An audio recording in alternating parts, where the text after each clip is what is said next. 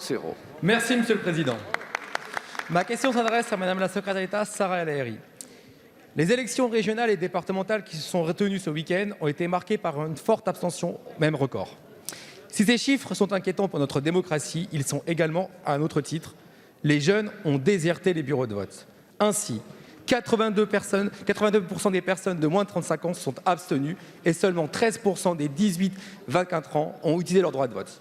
Ces chiffres doivent nous alerter, mais nous ne pouvons pas perdre espoir. En effet, je crois profondément que notre jeunesse n'est pas désengagée, bien au contraire. Si nos jeunes ne croient plus forcément en la faculté de la politique à changer leur vie, ils sont profondément attachés à la transformation de la société par des actions concrètes et au service des autres.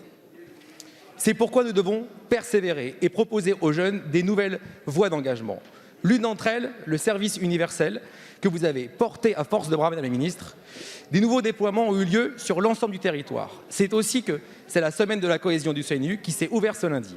Grâce à cet outil, à un moment de partage, de rencontre et de travail en commun, nous avons un moyen de mobiliser les jeunes autour d'un projet collectif. C'est aussi une manière de redonner de la visibilité à toutes nos associations. Je pense à l'association C'est Possible, l'association Jeunes Engagés ou bien le Parlement européen des jeunes. Ainsi, Madame la Ministre, pouvez-vous nous indiquer le premier bilan de cette journée? Quels effectifs sont concernés? Quelle répartition territoriale et sociale?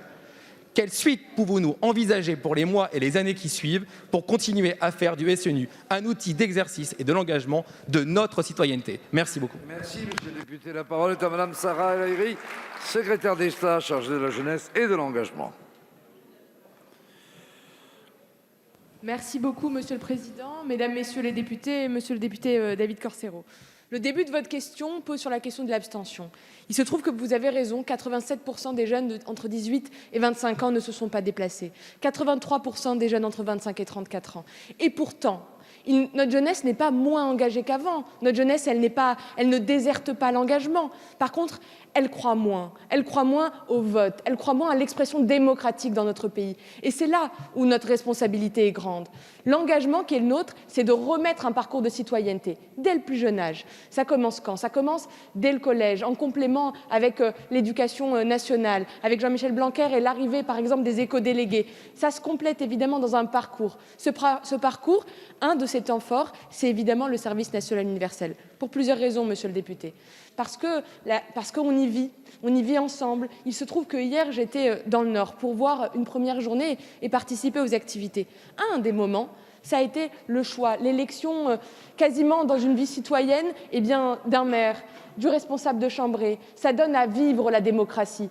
La nécessité qui est la nôtre, c'est évidemment de conjuguer les engagements, de ne pas les opposer, de permettre à chaque jeune, de l'accompagner dans son engagement bénévole auprès de la réserve, auprès des pompiers, sous l'uniforme, mais également lui dire que l'action de voter est absolument essentielle à la vie de notre démocratie. Mais Monsieur le député, la question démocratique et le vote sont complémentaires. Aujourd'hui, il y a une question d'engagement fort.